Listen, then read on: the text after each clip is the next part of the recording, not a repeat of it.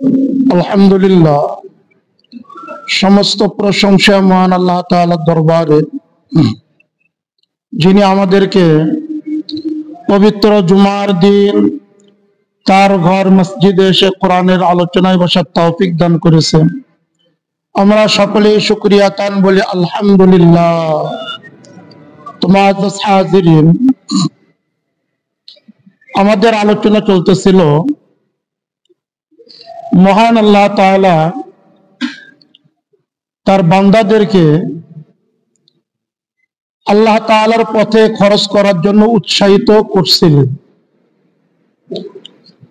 তারপরে আল্লাহ তাআলা দুই ধরনের ব্যক্তির দানের কথা দৃষ্টান্ত স্বরূপ উল্লেখ করেছেন। এক নম্বর, যারা মুনাফিক, তাদের দানের কি পরিণতি এবং তাদের দৃষ্টান্ত কি রকম সেটা উল্লেখ করেছে। এরপরে যারা মুমিন, তাদের দানের কথা আল্লাহ তাআলা এখানে উল্লেখ করতেছে। এরপরে আল্লাহ তাআলা দানের যে প্রয়োজন, কেমন প্রয়োজন, সেটা আল্লাহ তাআলা এর পরের আয়াতে উল্লেখ করেছে। তোমার হাজিরিন,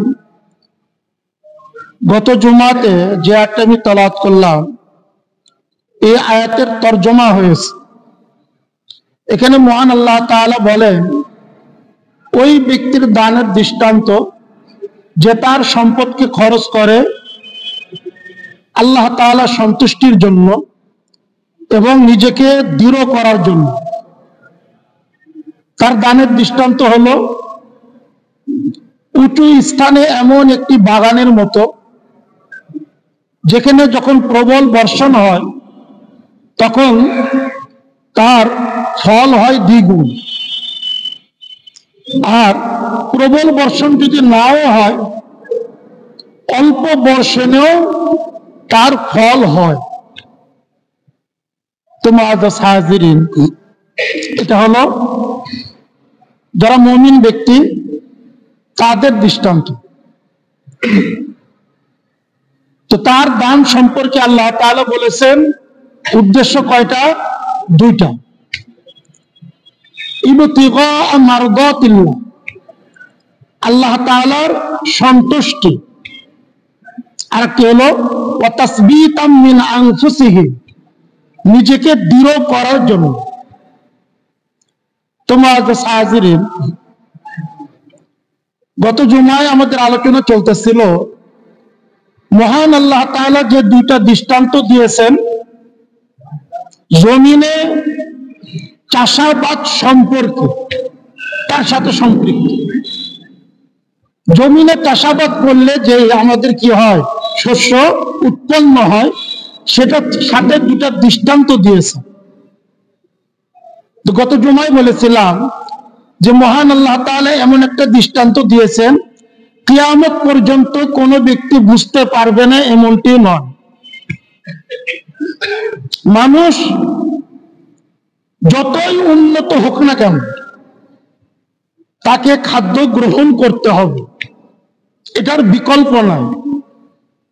আর খাদ্য গ্রহণের জন্য খাদ্য উৎপাদন করতে হবে, সেটার দৃষ্টান্ত মহান আল্লাহ তাআলা দিয়েছেন। মুফাসসিরিনে কিরাম এটার অনেক কি করেছেন, ব্যাখ্যা করেছেন, অনেক ব্যাখ্যা করেছেন। এক নম্বর ব্যাখ্যা হলো, মহান আল্লাহ তাআলা চাষাবাদ করার যে দৃষ্টান্ত দিয়েছেন, এটা যেরকম যুগ উপযোগী, মহান আল্লাহ তাআলা যে শরীয়ত দিয়েছেন এটাও যুগ উপযোগী। কোরআন হলো কি যুগ উপযোগী। কোন যুগে কেউ বলতে পারবে না এটা অচল, নাউজুবিল্লাহি মিন যালিক। কোন ব্যক্তি এটাকে অস্বীকার করতে পারবে না যদি তার মেধা থাকে।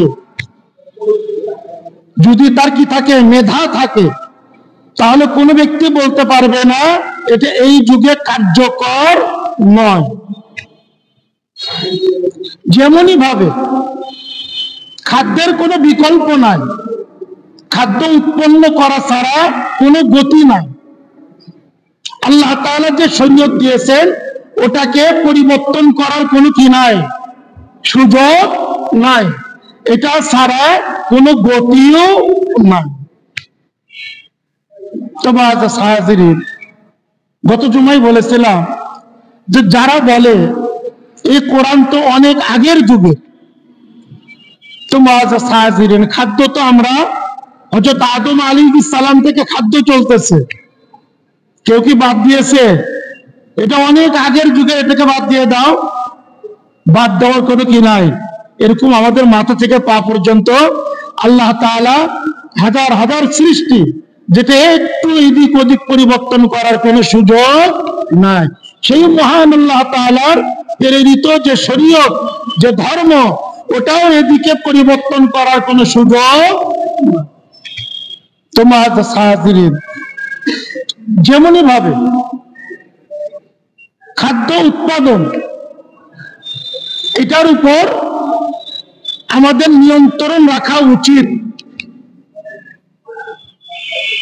কোন সম্প্রদায়, কোন গোষ্ঠী যদি এই খাদ্য উৎপাদন এটা অন্যের হাতে নিয়ন্ত্রণ দিয়ে দেয়, তার যে বেহাল দশা হবে, ঠিক শরীয়তে এটা যদি আমরা অন্যদিকে দিয়ে দেই, আমাদের দরকার নাই, আমাদের ঠিক ওরকম বেহাল দশা হবে। তো মহান আল্লাহ তাআলা, মুফাসসিরে কেরাম বলেন যে মহান আল্লাহ তাআলা মুসলিম উম্মাহকে বলতেছে যে তোমাদের খাদ্যের নিয়ন্ত্রণ, উৎপাদনের নিয়ন্ত্রণ অন্য কোন গোষ্ঠীর হাতে তোমরা দিও। অথচ আমরা কি, আমরা অর্ধেকের বেশি অন্যের হাতে এটা নিয়ন্ত্রণ দিয়ে দিয়েছে। যত দিন যাচ্ছে বিভিন্ন সুন্দর সুন্দর বাক্যে, সুন্দর সুন্দর কথায় আমাদেরকে, আমাদের খাদ্য উৎপাদনের নিয়ন্ত্রণ তারা হাতিয়ে নিচ্ছে। আমাদের খাদ্য এবং পানীয়, এটার নিয়ন্ত্রণ কিন্তু আস্তে আস্তে অন্য গোষ্ঠীর হাতে চলে যাচ্ছে। আর আমরা মনে করতেছি আমরা শুধু অর্থ কি করব, কামাই করব, শুধু অর্থ কামাই করব, খাদ্য উৎপাদনের চিন্তা আমাদের দরকার না। তো কোরআনের যে ইশারাতুন নাস, এর দিকে বোঝা যায় এটা ভুল ধারণা। এটা কি ভুল ধারণা, এবং এই ভুল ধারণার কারণে কিয়ামতের পূর্বে আমাদের অবস্থা কিন্তু কি হবে, অনেক শোচনীয় হয়ে যাবে, যেটা কিন্তু আমরা এখন বুঝতে পারতেছি না। হক্কানি উলামায়ে কেরাম বারবার কি করতেছেন, সতর্ক করতেছেন যে খাদ্যের নিয়ন্ত্রণ, খাদ্য উৎপাদনের ব্যবস্থা অন্যের হাতে জিম্মি করতে তোমরা দিও না, নিজের হাতে রাখো। আর কুফার গোষ্ঠী কি করতেছে, যেই পানি উৎপাদন করতে হয় না, ওই পানিরও নিয়ন্ত্রণ তাদের হাতে চলে যাচ্ছে বিশুদ্ধতার নামে। যে কি খাল, বিল, নদীর পানি এটার দরকার নাই, এটা খালি অনেক রোগ হয়ে যাবে, আমরা তোমাদেরকে বিশুদ্ধ পানি দিচ্ছি, ওটা তোমরা কি করো, পান করো। এইভাবে এক এক নিয়ন্ত্রণ চলে যাচ্ছে। তোমার ধরে নেই, যদি এক সময় আজকে শস্য বীজের জন্য আমরা কিন্তু তাদের কাছে জিম্মি, তারা যদি আজকে বলে দেয় যে আমরা কি করব না, বীজ দিব না, তো আমরা শেষ। এবং আমার চেয়ে আপনারা অনেক ভালো জানেন, সারা পৃথিবীতে যত কি আছে, বড় বড় কি আছে, কোম্পানি আছে, সারা পৃথিবীতে যারা কি করে, বীজ সাপ্লাই করে, বিভিন্ন ভাবে বিভিন্ন কৌশলে এটা তাদের হাতে নিয়ে নিয়েছে। অথচ 50 বছর 70 বছর আগেই আমাদের পূর্বসূরি যারা ছিল, যারা ধান কি করত, চাষাবাদ করত, তারা কিছু রেখে দিত বীজের জন্য। কারো কাছে কি করতে হতো না, ধর্ণা দিতে হতো না, ভাই এ কথা হতো না। আজকে আমরা কৃষকরা বীজ পাইনি, তারা শস্য উৎপাদন করতে পারেনি, জিনিসের দাম অনেক বেড়ে গেছে, এই কথার কি ছিল না? প্রয়োজন ছিল না। কিন্তু আজকে সারা পৃথিবীতে বিভিন্ন রাষ্ট্র থেকে এই কথা উঠতেছে যে আমরা বীজ পাইনি। আমি কৃষক, আমি ধান উৎপাদন করি, অথচ বীজের জন্য আমি মহতাজ আরেকজনের কাছে। এটা তো আগে ছিল না। ভবিষ্যতে আরো কি হবে, শোচনীয় অবস্থা হয়ে যাবে। তারা বিভিন্ন শর্ত দিবে, যেটা মেনে নাও তাহলে আমি খাদ্যের তোমাদেরকে কি দিব, বীজ দিব, যদি না মানো তাহলে বীজ দিব না। যেমনটি ভাবে আজকে কি করতেছে ইহুদি এবং নাসারার বিশ্ব ব্যাংক কি বলতেছে, যে কোনো দেশে যখনই ঋণের জন্য ধন না দেয় কি বলে, তেলের দাম বাড়াও, গ্যাসের দাম বাড়াও, না বাড়ালে আমি তোমাকে ঋণ দিব না। আমার চেয়ে আপনারা অনেক ভালো বোঝেন তাদের স্বার্থ কোন জায়গায়। তারা ঋণ দিবে, ঋণ আমি সুদে আসলে পরিশোধ করব। আমি দেশের একটা হর্তাকর্তা, আমার অধীনস্থ আমার জনগণ, জনগণের তেলের দাম বাড়িয়ে সমস্ত জিনিসের দাম কেন বাড়িয়ে দেব?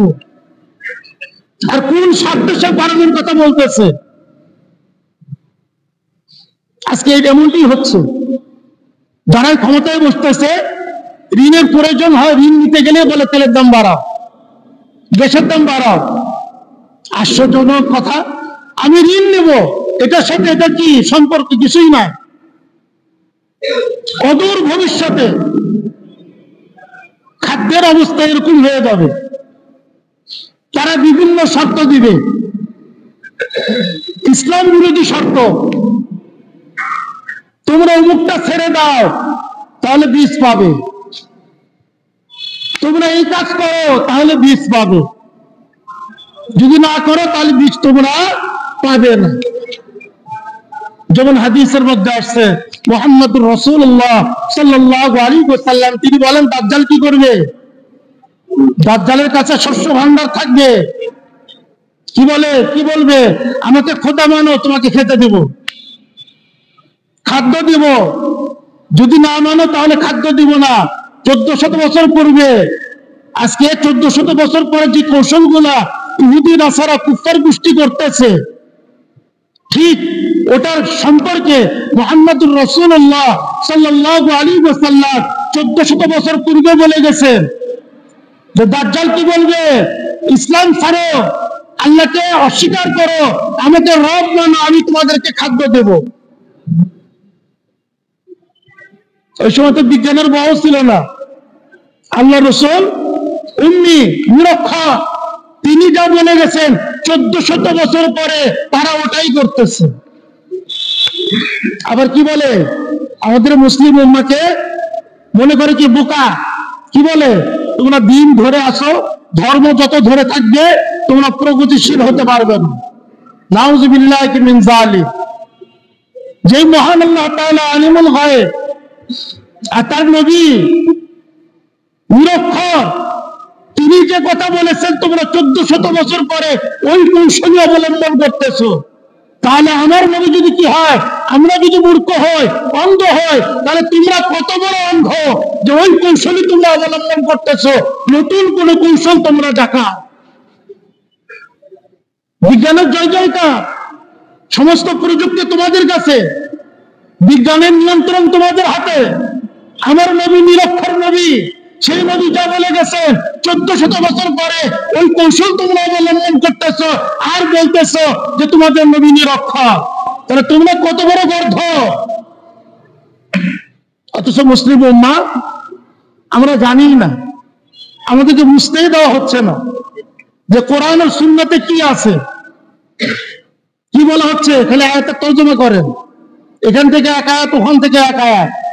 যেমন এখানে সরল তর্জমার মধ্যে কিছুই নাই, সরল তর্জমার মধ্যে কিছুই নাই যে যারা আল্লাহ তাআলার সন্তুষ্টির জন্য, নিজেকে দৃঢ় করার জন্য যারা সম্পদ খরচ করে, আল্লাহ তাআলার পথে ব্যয় করে, তাদের দৃষ্টান্ত হলো ওই উঁচু জমিনে বাগানের মতো, যেই বাগানে প্রবল বর্ষণ হলে ফসল হয় দ্বিগুণ, আর যদি প্রবল বর্ষণ নাও হয়, অল্প বর্ষণেও তার ফসল হয়, এটাই তার জন্য যথেষ্ট। তর্জমা শেষ।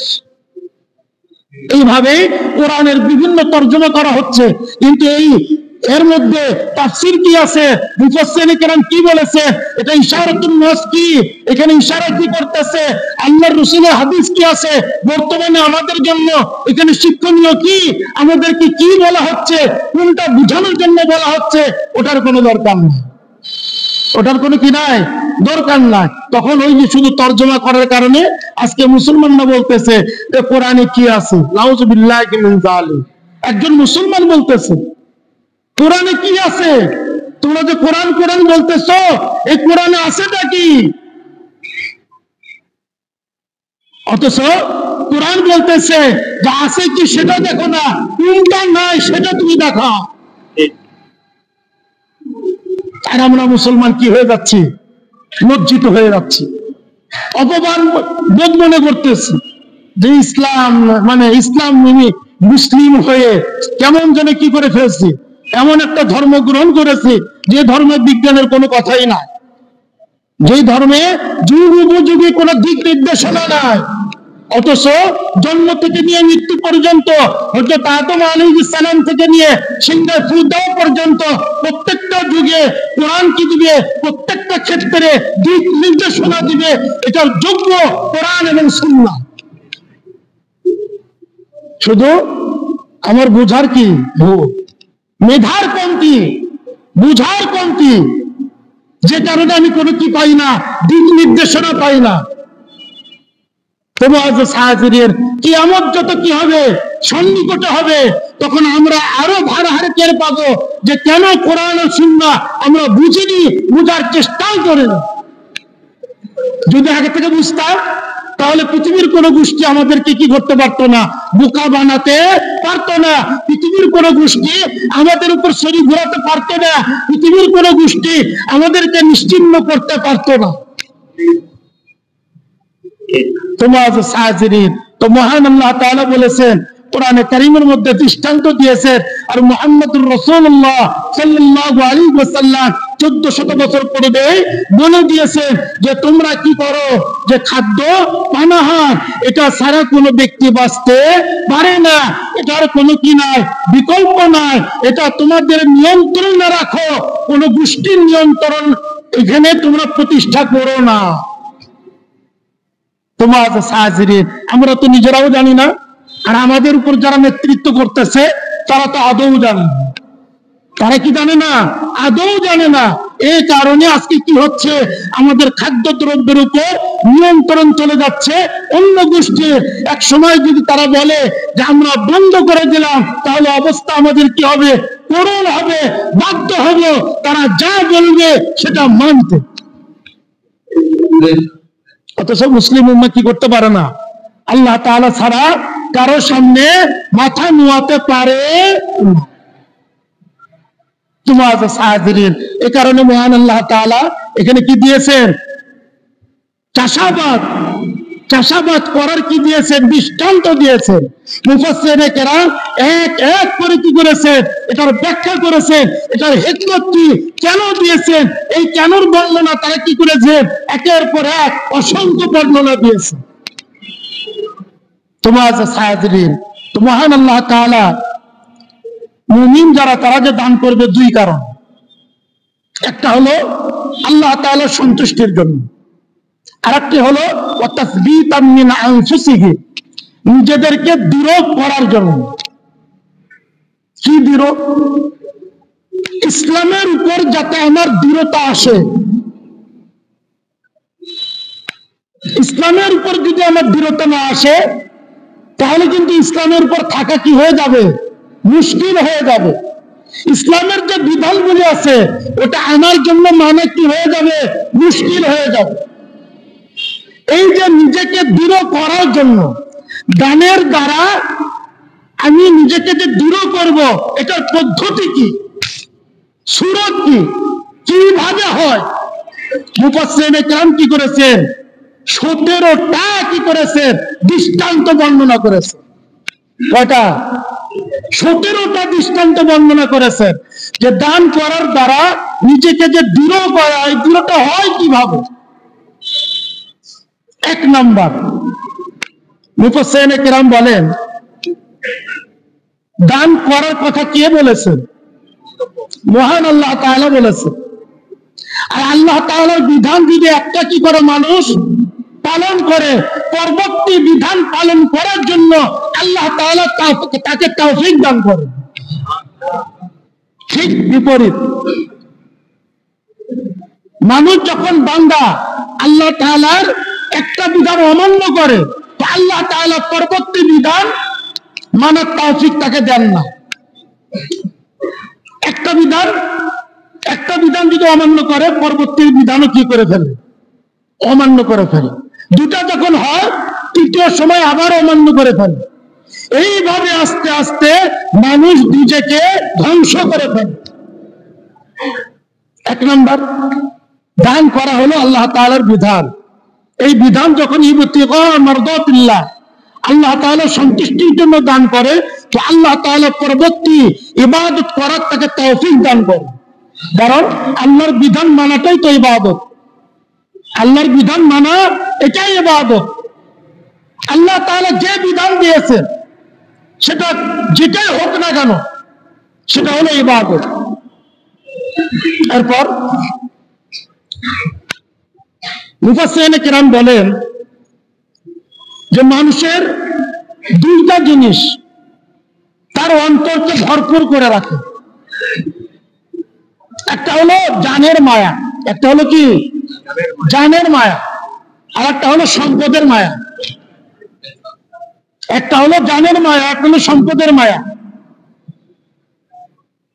মানুষ যখন কি করে, বিপদে পড়ে যায়, জান চলে যাবে, তার হাতে যা কিছু আছে সব দিতে চায়। তাও আমাকে মেরো না, বাঁচাও, আমাকে ছেড়ে দাও, করে কিনা? ডাকাত ধরে নিয়েছে, কোটি টাকা আমার কাছে আছে, এখন আমি কি করব? ভাই তুমি আমার টাকা নিয়ে যাও, আমাকে হত্যা করো না। ওই কোটি টাকার উপর কি তার মায়া নাই? অবশ্যই মায়া আছে। তার চেয়ে বড় মায়া হলো তার জান।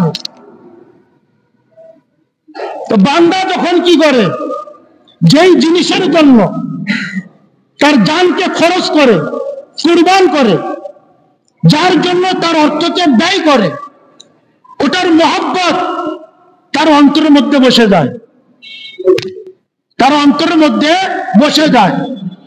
আজকে আমাদের খরচ কোথায় হচ্ছে? বিভিন্ন হারাম কাজে খরচ হচ্ছে।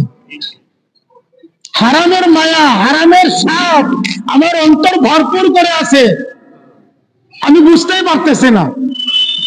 প্রথমে আমি হয়তো খরচ করেছি চাপে করে, আস্তে আস্তে ওটা আমার কাছে ভালো মনে হচ্ছে। কারণটা কি?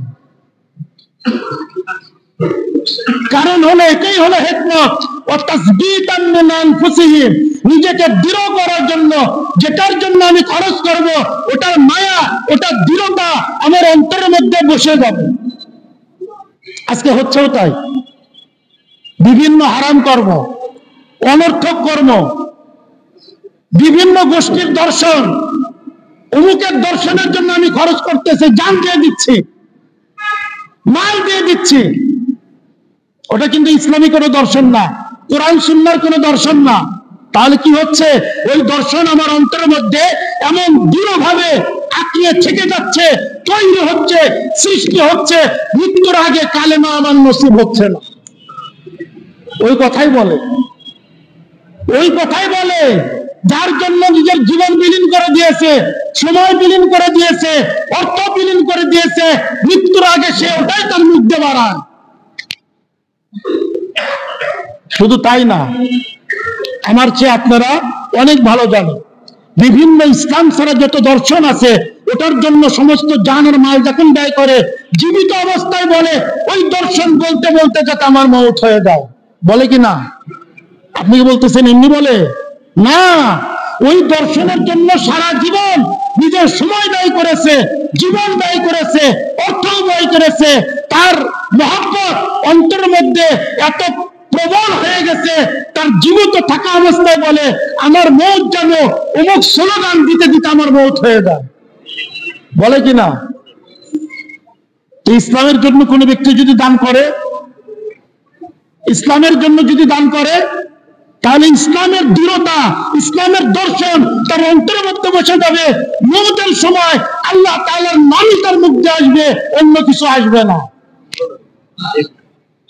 আর ওই যারা অন্য দর্শনের জন্য করে, মওতের সময় কি হয় না, কালিমা আসেন।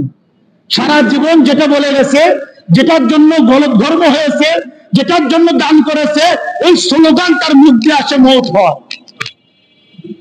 এটাই হলো তাসবীতাম মিন আনফুসিহিম। এই আয়াত নাযিল হয়েছে কি আজকে নাকি? এই আয়াত নাযিল হয়েছে শত শত বছর আগে, 1400 বছর আগে আয়াত নাযিল হয়েছে। তাসবীতাম মিন আনফুসিহিম, এখানে আমাদের জন্য, শুধু আমাদের না, কিয়ামত পর্যন্ত যত যুগ আসবে সব যুগের জন্য এটা কি হয়ে থাকবে, দিক নির্দেশনা হয়ে থাকবে। আবার বলি কি, এই বর্তমান বিজ্ঞানের যুগে কোরআনে কি আছে? নাউযুবিল্লাহি মিন যালিক। কোরআন অচল। আজকে তুমি যা বলতেছো, তোমার জীবন দশায় বলতেছো, অমুক স্লোগান দিতে দিতে যাতে আমার মওত হয়, ওটাও কোরআনে কারীমের মধ্যে বলা আছে, সূত্র দেওয়া আছে। তোমার সাহায্যের তাহলে কি করতে হবে? কি করতে হবে? কিছু কিছু করে সামর্থ্য অনুযায়ী আল্লাহ তাআলার জন্য দান করতে হবে, আল্লাহ তাআলার জন্য। আর বাদ বাকি যে আমরা বিভিন্ন জায়গায় কি করি, কুফরি তন্ত্রের জন্য যেখানে হারাম পন্থায় ব্যয় করি, ওটাকে একবারে বন্ধ করে দিতে হবে। কারণ একদিকে আমি যখন ইসলামের জন্য, আল্লাহ সন্তুষ্টির জন্য দান করব, তখন আমার অন্তরের মধ্যে আল্লাহর মহব্বত, ইসলামের দর্শন দৃঢ় হবে। আবার যখন হারামের জন্য দান করব, হারামের মহব্বত আমার অন্তরের মধ্যে দৃঢ় হবে। শয়তান কি করতে যাবে না, আমার অন্তরের মধ্যে শুধু আল্লাহর মহব্বত থাকুক, যেটা সেটা হবে না। এ কারণে কি করব, যত হারাম আছে, যত অবৈধ আছে, কোরআন সুন্নাহ যেটা বলে ওটা থেকে একেবারে বিরত থাকবো। না সময় দিব, না অর্থ দিব, না তার জন্য জান দেব। চেষ্টা করব যতটুকু আছে ইসলামের জন্য কি করব, চেষ্টা করব দান করার জন্য। আমি করতে থাকি আর নিজেকে দেখতে থাকি, নিজের অন্তরের মধ্যে পরিবর্তন আসবে। সবকিছু ব্যর্থ হতে পারে, কোরআনের কথা, আল্লাহর কথা, মুহাম্মদুর রাসূলুল্লাহ সাল্লাল্লাহু আলাইহি ওয়াসাল্লাম তার কথা কি হতে পারে না, ব্যর্থ হতে পারে না। আমার যদি বিশ্বাস না হয় তাহলে আমি চেষ্টা করতে পারি, একটা মাস কিছু কিছু করে আমি কি করি, দান করি। 1 মাসের মধ্যে আমার অন্তরের মধ্যে পরিবর্তন আমি লক্ষ্য করতে পারি। সামনে রমজান মাস আসতেছে, এই মাসে দানের সব 70 গুণ। চেষ্টা করব খালি দানের সব না, ইখলাসের সাথে দান করলে আমার অন্তরের মধ্যে যেটা দাগ থাকবে ওটাও হবে 70 গুণ। ওটা হবে কি 70 গুণ। এই সময় দান করলে অন্তরে যদি একটা দাগ কাটে, ইসলামের জন্য মহব্বতের আচল লাগে, রমজান মাসে দান করলে 70টা কি লাগবে, আচল লাগবে। আমার অন্তরে একটা দাগ করবে, মহব্বত করবে, আল্লাহর মহব্বতের দাগ। চেষ্টা করব। আর বিশেষ করে আমাদের মসজিদের কাজ চলতেছে, দোতলা সম্পূর্ণ করা হচ্ছে, টাইলস লাগানো হচ্ছে, অনেক অর্থের প্রয়োজন। আমরা চেষ্টা করব 10 টাকা করে, কিছুই না, কিছুই না, 50 টাকা বিভিন্ন জায়গায় কি হয়ে যায়, খরচ হয়ে যায়। আমি ইখলাসের সাথে নিজের অন্তরকে আল্লাহর মহব্বতে এটা কি ভরানোর জন্য, এটার মধ্যে যাতে কি আসে, ইসলামের একটা মায়া আসে, মহব্বত আসে, ওটার জন্য 10 টাকা 20 টাকা একদিন 2 দিন বা প্রতিদিনই যদি দান করি, তাহলে কি হবে, আমার অন্তরের মধ্যে আল্লাহর মহব্বত তৈরি হবে। আর যার অন্তরের মধ্যে মহব্বত তৈরি হবে, মৃত্যুর সময় কার নাম আসবে, আল্লাহর নাম আসবে। মৃত্যুর সময় ইসলামের যে কালিমা ওটাই আমার মুখে আসবে, অন্য কিছু আসবে না। এটা কিন্তু শয়তান চায় না। এটা কি চায় না? শয়তান চায় না। শয়তান বারবার ধোঁকা দিবে, নেক স্রোতে ধোঁকা দিবে, বিভিন্ন যুক্তি দিবে। আমার একই কথা, শয়তান যেই যুক্তি দেখ না কেন আমি এটা করব। তাহলে কি করতে পারবো? আল্লাহ তাআলা আমাকে কি করবে, তৌফিক দান করবেন। আল্লাহ তাআলা এটাই বলতেছেন, ওয়ামাসালুল্লাযীনা ইউনফিকুনা আমওয়ালাহুম ইবতিগা মারদাতিল্লাহ ওয়া তাসবীতাম মিন আনফুসিহিম। আর যে ব্যক্তি তার সম্পদকে খরচ করবে আল্লাহর মহব্বতের জন্য এবং নিজেকে ইসলামের উপর দৃঢ় করার জন্য, তো আল্লাহ তাআলা তার দৃষ্টান্ত দিয়েছেন তার এই যে চাষ, এটা হবে কি শ্রেষ্ঠ চাষাবাদ। যেভাবে চাষ করলে কি হয়, একটা বীজ বললে একটা গাছ হয়, তার থেকে অনেক শস্য হয়। তো আল্লাহ তাআলা কি করবে, আমি একটা বীজ যে দান করলাম, একটা টাকা, ওটা আল্লাহ তাআলা পরিচর্যা করবে। পরিচর্যা করতে করতে দুনিয়ার বীজ আর কতই হয়, আল্লাহ তাআলার দান হাদিসের মধ্যে আসছে পাহাড় সমান হয়ে যায়। কি সমান হয়ে যায়? পাহাড় সমান, মাসানুল জাবাল, পাহাড়ের সমতুল্য হয়ে যায়। যে ইখলাসের সাথে অল্পও দান করি, তাহলে আমরা, আমাদের সবার কি আছে, সবার সামর্থ্য আছে। 10-20 টাকা দান করা এটা কোনো ব্যাপারই না আমার জন্য। দানের মধ্যে কি হয়ে যায়, এই দুটো যদি থাকে, ইবতিগা মারদাতিল্লাহ, আল্লাহর সন্তুষ্টি, ওয়া তাসবিতান মিন আনফুসিহিম, নিজেকে দৃঢ় করার জন্য, তাহলে আমার অন্তরের মধ্যে আল্লাহ তাআলা ইসলামের, আল্লাহর কোরআন সুন্নাহর মহব্বত দৃঢ় করে দিবে। কিন্তু দানের মধ্যে আমাদের কি হয়ে যায়, সমস্যা হয়ে যায়। কি করি, দান করি আর মনে করি আমি অনেক কিছু করে ফেলছি ইসলামের জন্য, আল্লাহ তাআলার পথে আমি অনেক বড় ইহসান করে ফেলেছি। এমন যদি মনের মধ্যে আসে সব শেষ, বরং মনের মধ্যে এটা আসবে যে আল্লাহ তাআলা 10 টাকা হলেও আমাকে দান করার কি দিয়েছেন, সুযোগ দিয়েছেন, আমার প্রতি ইহসান করেছেন। এটা কোরআনের ভাষ্য। এটা কি কোরআনের ভাষ্য? সূরাতুল হুজুরাতের মধ্যে শেষের দিকে আল্লাহ তাআলা এটা বলেন, হে নবী, আপনি তাদেরকে বলে দেন ইসলাম গ্রহণ করে যে তারা আমার উপর কি করেছে, ইহসান করেছে। না, আমি যে তাদেরকে ইসলাম গ্রহণ করার তৌফিক দিয়ে তাদের উপর আমি ইহসান করেছি। তাহলে কি করতে হবে, দানের সময় অল্প বেশি কিছু না। দুনিয়াতে কি অল্প বেশি তারতম্য হয়। সাপোজ ধরেন আমি কোনো ব্যক্তিকে কিছু দান করতেছি, অল্প হলে যতটুকু সন্তুষ্ট হয়, আর যদি 10 ডবল দেই বেশি সন্তুষ্ট হয়। এই যে কম বেশি তারতম্য দুনিয়ার ক্ষেত্রে, আল্লাহ তাআলার পথের জন্য কোনো তারতম্য নয়। 1 কোটি টাকা আল্লাহ তাআলার সন্তুষ্টি ছাড়া আমি ইহসান করলাম আল্লাহর প্রতি, নাউযুবিল্লাহ মিন যালিক, এর জন্য যদি 1 কোটি টাকা দান করা হয়, ওটার সব জিরো, ওটার সব কি জিরো। আর 10 টাকা যদি কি বলে যে আমাকে আল্লাহ তাআলা দান করার তৌফিক দান করেছেন, এই জন্য আমি সন্তুষ্ট, ওটা কিয়ামতের ময়দানে পাহাড় সমতুল্য হবে। দুনিয়াতে কি আছে, তারতম্য আছে। আল্লাহ তাআলার পথে কম বেশির কোনো কি নাই, তারতম্য নাই। এখানে তারতম্য হয় আমার নিয়ত দ্বারা, আমার মধ্যে ইখলাস আছে কিনা, এটার দ্বারা। তোমার যা হাজিরের, এর দ্বারা কি হবে, এখন থেকে নিয়ে আমি চেষ্টা করব বাকি জীবন যে আছে আমি 10 টাকা করে হলেও 2-1 দিন পর বা প্রতিদিনই যদি সম্ভব হয় কিছু দান করব। এর দ্বারা কি হবে, আল্লাহ তাআলা মওতের সময় আমার কালিমা নসিব করাবে। চেষ্টা করব। এটাই হলো তাসবিতাম মিন আনফুসিহি। আর হাদিসের মধ্যে মুহাম্মদুর রাসূলুল্লাহ সাল্লাল্লাহু আলাইহি ওয়াসাল্লাম হাজারো কি দিয়েছেন, দৃষ্টান্ত দিয়েছেন। জয়ীফ হাদিস বাদ দিলাম, সহিহ হাদিসের কিতাব বুখারী শরীফের মধ্যে একাধিক হাদিস রয়েছে দানের ক্ষেত্রে। বখিলের ক্ষেত্রে, যারা বখিল, আল্লাহ তাআলার পথে যারা দান করতে চায় না, তাদেরকে বলা হয়েছে বখিল। তো তাদের যে নিন্দা, তাদের যে অবস্থা যে ভয়াবহ, ওটাও হাদিসের মধ্যে আল্লাহর রাসূল কি করেছে, বর্ণনা করেছে।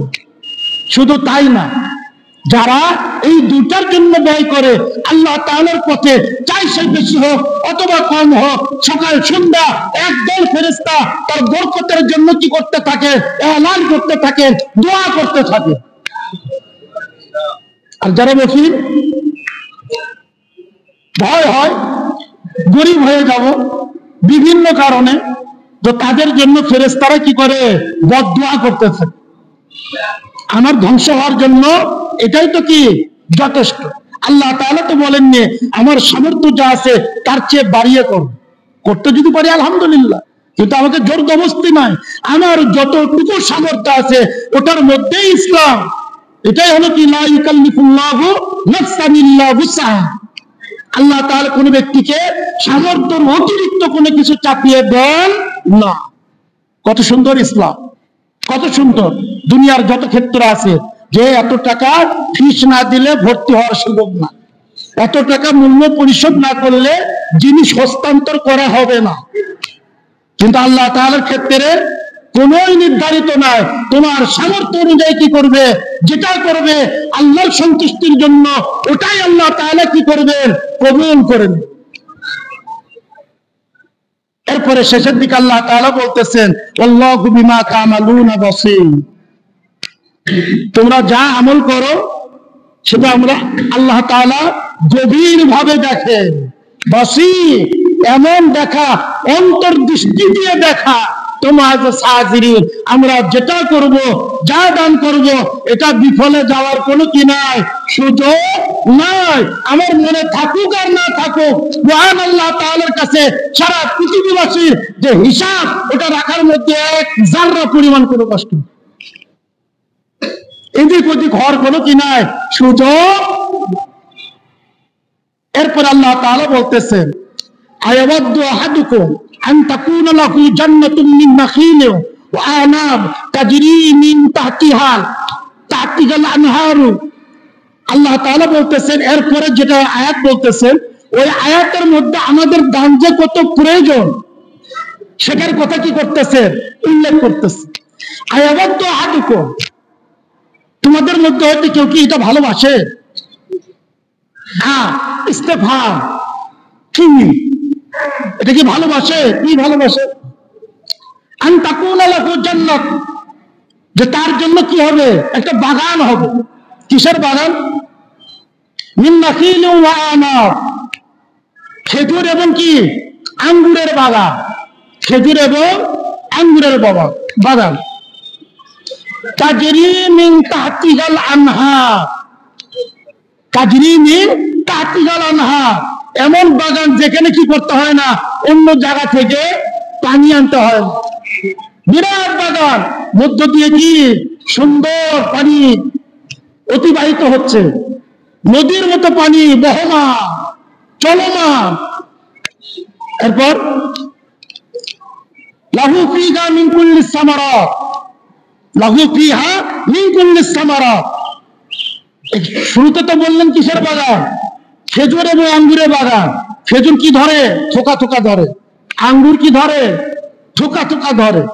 তো চেষ্টা করি এমন একটা সুন্দর বাগান যেখানে থোকা থোকা গাছ, সারি সারি গাছ, প্রত্যেক গাছে থোকা থোকা আঙ্গুর আর খেজুর ধরে আছে। আবার কি মাঝখান দিয়ে কি বিভিন্ন দিক দিয়ে পানির ফোয়ারা চলতেছে, ঝর্ণার পানি চলতেছে, বহমান চলমান। তাহলে দৃষ্টিনন্দন কেমন হবে, আবার ওটার ফল ফলাদি কেমন হবে। শ্রেষ্ঠ মুফাসসিরিনে কেরাম কি বলেন, নাখিল এবং আনাব, খেজুর এবং কি আঙ্গুর মানব জাতির জন্য শ্রেষ্ঠ ফল।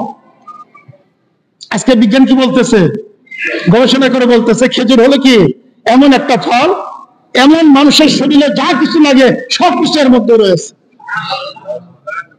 এ কারণে কি আগে মাসকে মাস খেজুর খেয়ে থাকলেও তার কোনো রোগ বালা হতো না। শরীরের যে পুষ্টি, যে চাহিদা, এক খেজুর থেকেই কি হতে পারে, সব পূরণ হতে পারে। মহান আল্লাহ তাআলার কি কত বড় নিয়ামত। কোরআনে কি বলতেছে, 1400 বছর পরে বিজ্ঞানটা এখন আসছে। বিজ্ঞান তো কি এখন আসছে।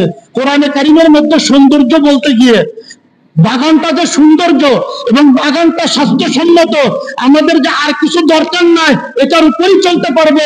ইশারাতুল্লাহ, কোরআনের ইশারা ওইদিকে, মিন নাখিল ওয়া আনাব। মুফাসসিরিনে কেরাম কি বলেন, কোরআন এইদিকে ইশারা করতেছে। কারো কাছে যদি কি থাকে, আঙ্গুর এবং খেজুর থাকে উৎকৃষ্ট মানের, তার আর কোনো কিছু না খেলেও চলবে। ওটা কোন সময় বলেছে, বিজ্ঞানের যখন বয়স ছিল না, সাহাবা কেরাম কি করছেন, এটা ব্যাখ্যা করছেন। আমার ব্যাখ্যা না, কার ব্যাখ্যা? সাহাবা কেরাম ব্যাখ্যা করছেন যে তাদেরও কি নাই, বিজ্ঞানের বয়স ছিল না, তারা কি বিজ্ঞান জানতেন নাকি? আল্লাহ রাসূল বলছেন, তারা বিশ্বাস করে নিয়েছে। তারা বলছেন হ্যাঁ খেজুর খেয়েও থাকা যেতে পারে। আর আমরা কি যতক্ষণ পর্যন্ত বুঝে না আসে, যুক্তিতে না আসে, যা যুক্তিতে আসে ওটাই মানি, যা বুঝে আসে ওটাই মানি। যেটা বুঝি না ওটা মানিও না। নাউজ বিল্লাহি মিন যালিক। এটা শয়তানের খাসলত। এটা কার খাসলত? ভুল মনে হচ্ছে না, ইবলিসের খাসলত। ইবলিসকে যখন বলা হয়েছিল হযরত আদম আলাইহিস সালামকে সিজদা করার জন্য, তখন সে যুক্তি খুঁজছিল, আমি যে সিজদা করব কারণটা কি, আমি যে সিজদা করব কারণটা কি, তার বুঝে আসেনি। আর সাহাবা কেরাম 1400 বছর পূর্বে খেজুরের কথা কোরআনে কারীমের মধ্যে বলা হয়েছে শ্রেষ্ঠ সম্পদ। আর শ্রেষ্ঠ সম্পদ মানে কি? যা ছাড়া, অন্য কিছু ছাড়া ওটা দ্বারা সম্পন্ন হয়। সাহাবা কেরাম তো এটাই তাফসীর করছে, বিজ্ঞানের বল ছিল না। আর ইবলিস শয়তান কি এত হাজার হাজার বছর ইবাদত করার পর যখন তাকে বলা হয়েছে আদমকে সিজদা করার জন্য, তখন বলছে যুক্তি কি? এটা হলো ইবলিস শয়তানের খাসলত। সাহাবা কেরামের বৈশিষ্ট্য কি? সামি'না ওয়া আতা'না। ইবলিসের বৈশিষ্ট্য খাসলত হলো সামি'না ওয়া আতা'না, শুনলাম, যুক্তিতে ধরে না, মানতে পারলাম না। শুনলাম, যুক্তিতে ধরে না, মানতে পারলাম না। আজকে মুসলমানদের এই অবস্থা। আমরা যদি জানতাম কোনটা ইবলিস শয়তানের বদ খাসলত আর সাহাবা কেরামের বৈশিষ্ট্য কোনটা, কমস কম এই একটা কথার উপর যদি আমল করতে পারি, তাহলে ইসলাম মানা আমার জন্য সহজ হয়ে যাবে। ঠিক না? এই একটা বিষয়। অথচ কোরআন এবং সুন্নাহর হাজারো বিষয় আছে যেগুলো আমি জানার দ্বারা প্রত্যেকটাই আমার জীবনের জন্য, ইহকালের জন্য জীবন মণিমুক্তা, পরকালের জন্য মণিমুক্তা। আর আমরা মণিমুক্ত খুঁজতেছি কোথায়? কোথায় খুঁজতেছি? ইহুদি এবং নাসারা তাদের তন্ত্র মন্ত্রের মধ্যে আমার জীবনের মণিমুক্তা খুঁজতেছি। নাউযু বিল্লাহি মিন যালিক। ওখানে পায়খানার পেশাব ছাড়া কিছুই পাওয়া যাবে না। আর ইসলামের মধ্যে, কোরআন আর সুন্নাহর মধ্যে ইহকালের মণিমুক্তা, পরকালের জন্য মণিমুক্তা আছে। আমাদেরকে ইবলিস শয়তান, নফস শয়তান, ইহুদি নাসারা তারা আমাদেরকে কি করতেছে? ভুল গাইড, মিসগাইড করতেছে। আমরা সেদিকেই ধাবিত হচ্ছি। আমাদের সময় শেষ হয়ে গেছে। আল্লাহ তাআলা যে তৌফিক দান করেন, আগামী জুমায় এখান থেকে আলোচনা করার চেষ্টা করব।